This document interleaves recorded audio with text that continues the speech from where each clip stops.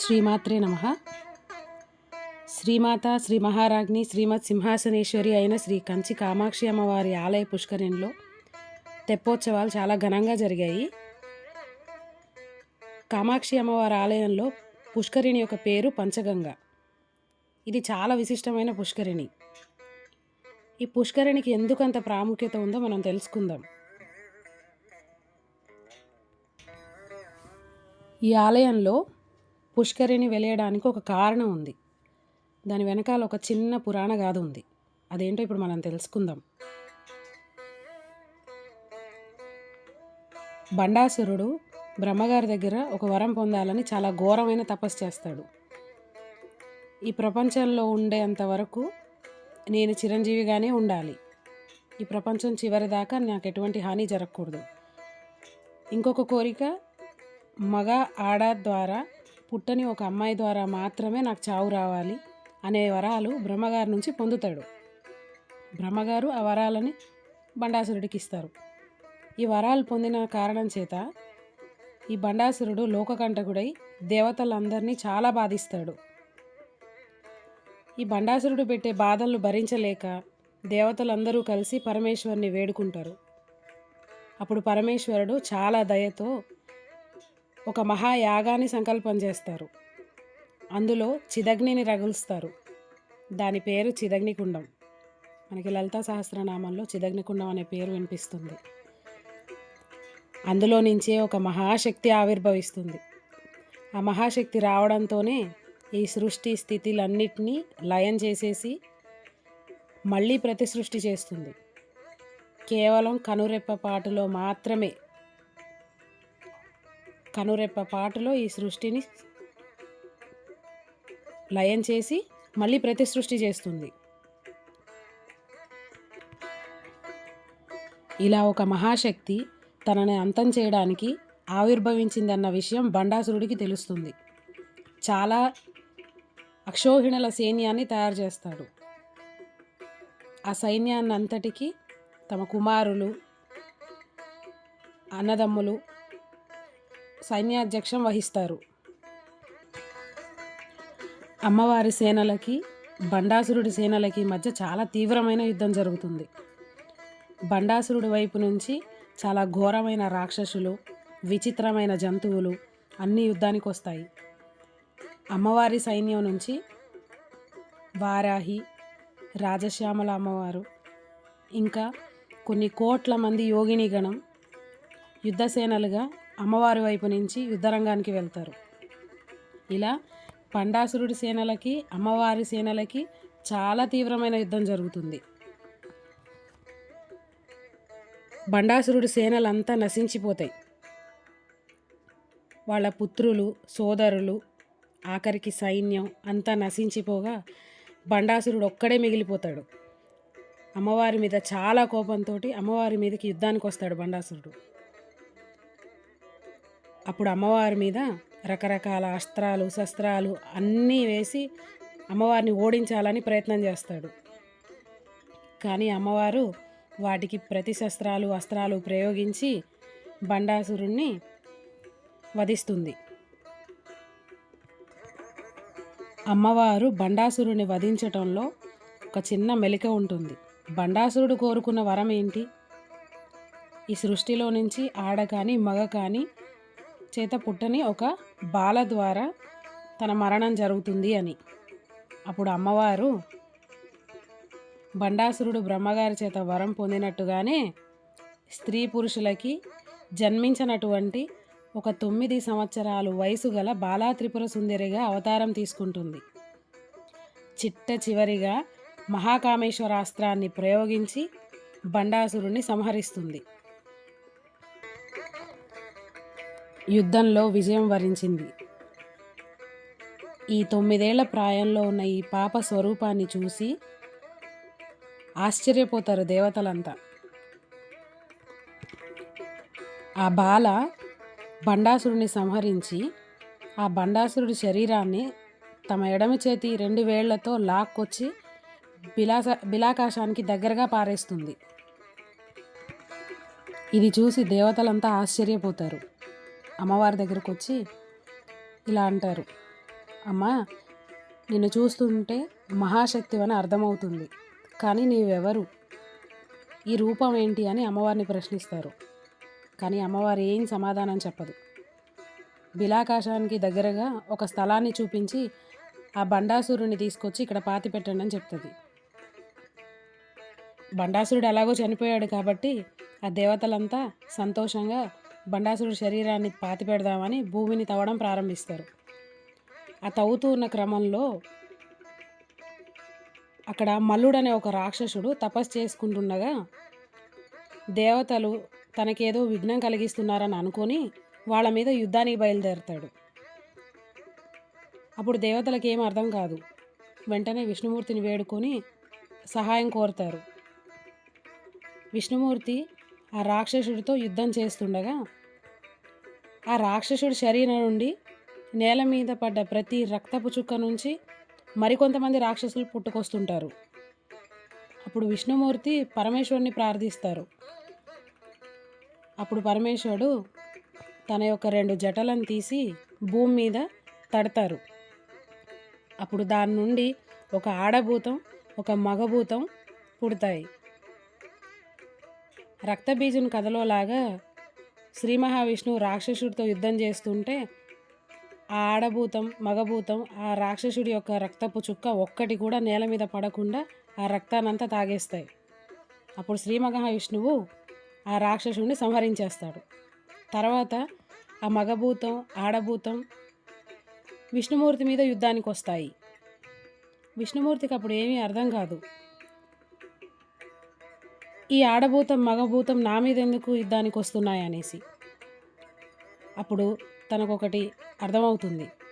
ఇప్పుడు దాకా యుద్ధం చేసి ఆ రాక్షసుడి యొక్క రక్తం తాగడం వల్ల ఆ రాక్షస ప్రవృత్తి వీళ్ళకి కూడా వచ్చింది అని అర్థం చేసుకొని విష్ణుమూర్తి వాటిని ఆపడం కోసం ఆ ఆడభూతాన్ని, మగభూతాన్ని నేల మీదుగా నెట్టేసి వాటిపైన నించుంటారు. అయినా సరే ఆ ఆడభూతం, మగభూతం పైకి లేస్తాయి. అప్పుడు శ్రీ మహావిష్ణువు మళ్ళీ ఆ భూతాలను కిందికి నెట్టేసి వాటి మీద కూర్చుంటారు. అయినా సరే ఆ భూతాలు మళ్ళీ పైకి లేస్తాయి. ఇలా కాదని ఈసారి శ్రీ మహావిష్ణువు వాటిని నేల మీదకి నెట్టేసి వాటిపైన శయన భంగిమలో పడుకుంటారు.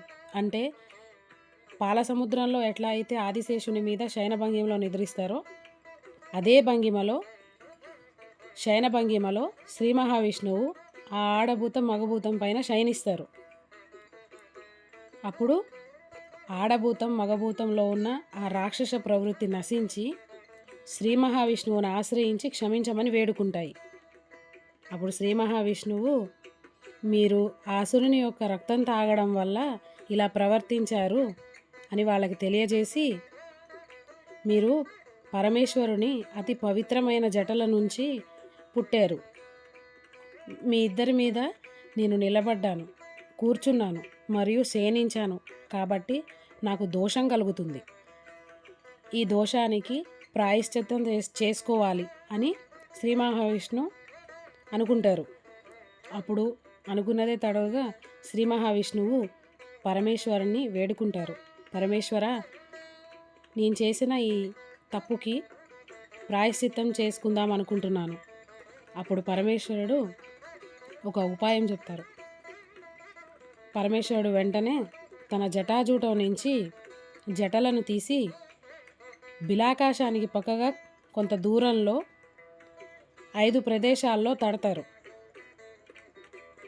అప్పుడు ఆ 5 ప్రదేశాల నుంచి గంగలు ఉద్భవిస్తాయి. అవే పంచగంగలు. అదే ఇప్పుడు మనం మాట్లాడుకుంటున్న పంచగంగా పుష్కరిణి. పరమేశ్వరుడు ఆ 2 భూతాలను పంచగంగకి కాపలాగా ఉండమని నియమిస్తారు. అలాగే పరమేశ్వరుడు విష్ణుమూర్తికి ఈ రకంగా తెలియజేస్తారు. ఈ పంచగంగ తీర్థంలో స్నానం చేసి ఒక శివలింగాన్ని ప్రతిష్ఠించి శివలింగానికి పూజలు నిర్వహించి ఆ తర్వాత ఆడభూతం, మగభూతం వెనుక వైపు నిల్చొని ఉన్న స్వరూపంలో మరియు కూర్చొని ఉన్న స్వరూపంలో, ఇంకా శయనించి ఉన్న స్వరూపంలో ఇక్కడ వెలసి భక్తులను అనుగ్రహించాలి అని చెప్తారు. ఆడభూతాన్ని మగభూతాన్ని నిగ్రహించినందువల్ల అప్పటి నుంచి విష్ణుమూర్తికి భూత నిగ్రహ పెరుమాళ్ళని పేరు వచ్చింది. పరమేశ్వరుడు ఆజ్ఞాపించిన విధంగానే శ్రీ మహావిష్ణువు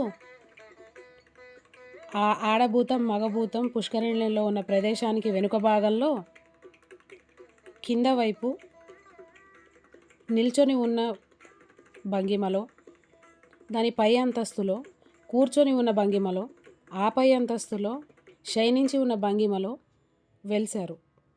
మనం ఇప్పుడు కామాక్షి అమ్మవారి పుష్కరిణి దగ్గరికి వెళ్తే శ్రీ మహావిష్ణువు భూత నిగ్రహ పెరుమాళ్ళుగా మనకి దర్శనం ఇస్తారు. పరమేశ్వరుడు చెప్పిన విధంగానే కామాక్షి అమ్మవారు సోదరుడైన శ్రీ మహావిష్ణువు భూత నిగ్రహ పెరుమాళ్ళుగా ఆలయంలో పుష్కరిణి వెనక భాగంలో కొలువుదీరి భక్తులను అందరినీ అనుగ్రహిస్తూ ఉంటారు. మార్గశీర్ష మాసంలో కొన్ని ప్రత్యేకమైన పర్వదినాల్లో స్వామివారికి పూజలు జరుగుతుంటాయి. ఈ అద్భుతమైన పంచగంగా పుష్కరిణిలో స్నానం చేస్తే పంచమహాపాతకాలు నశిస్తాయి. ఈ పుష్కరిణిలో ఒక్కొక్క చోట స్నానం చేస్తే ఒక్కొక్క ఫలితం కలుగుతుంది. అంటే తూర్పు దిక్కున స్నానం చేస్తే ఒక ఫలితం, పడమర దిక్కున స్నానం చేస్తే ఒక ఫలితం, ఉత్తర దిక్కున స్నానం చేస్తే ఒక ఫలితం, అలాగే దక్షిణ దిక్కున స్నానం చేస్తే ఒక ఫలితం.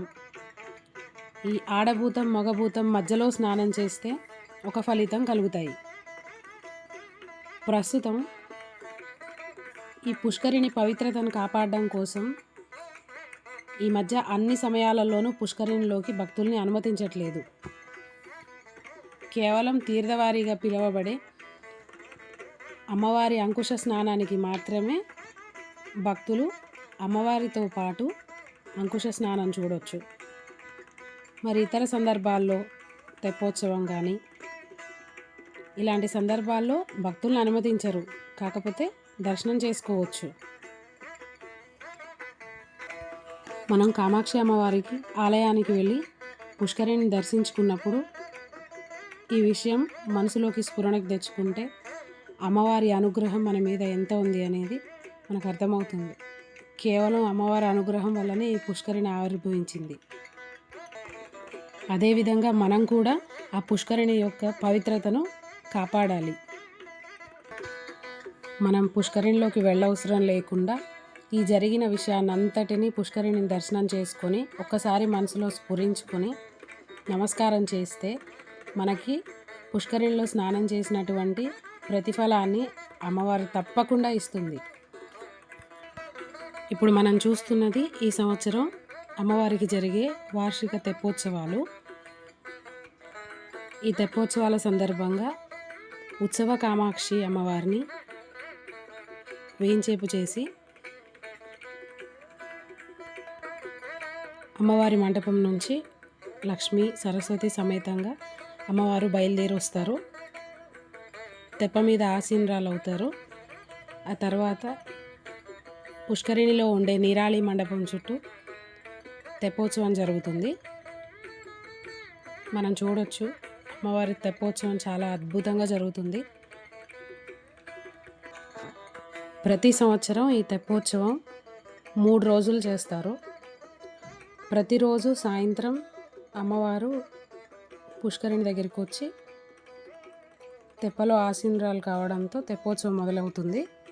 ఆ తర్వాత అమ్మవారికి హారతి సమర్పిస్తారు. భక్తులందరూ చాలా సంతోషంగా చూస్తారు అమ్మవారి తెప్ప మీద విహరించడం. ఆలయం అంతా దీపాలతో అలంకరిస్తారు. తెప్ప కూడా చాలా అందంగా తయారు చేస్తారు. అందమైన పుష్పాలతో, వెలుగులతో చూడడానికి చాలా సంతోషంగా ఉంటుంది. అమ్మవారు బయటికి వచ్చి అమ్మవారి దర్శనం ఇచ్చేదే మన కోసం. అమ్మవారి అనుగ్రహం మన మీద ఎప్పుడూ ఉండాలి. శ్రీమాత్రే నమః.